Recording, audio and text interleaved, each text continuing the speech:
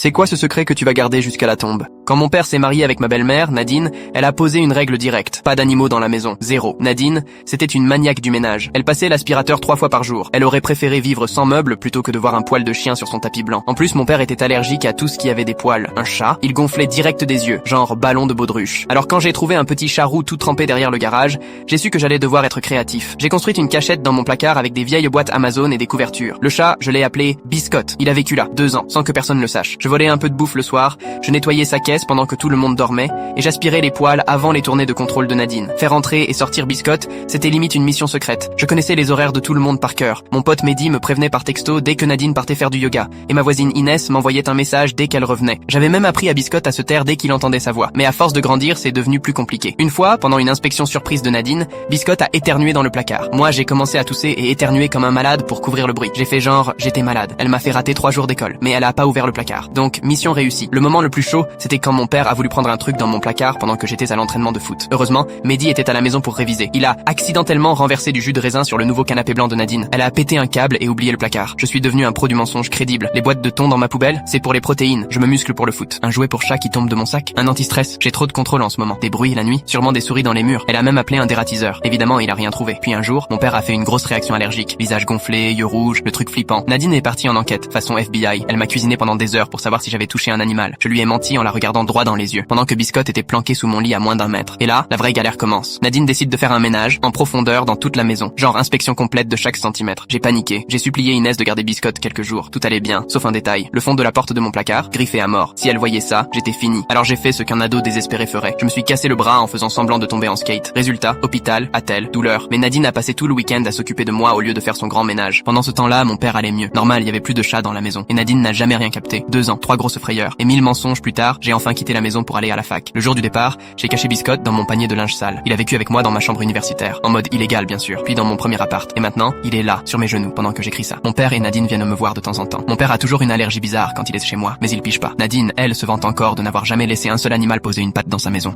Pendant ce temps, Biscotte dort sur mon canapé. Et il doit bien se marrer, parce qu'il a réussi l'arnaque du siècle. Abonne-toi.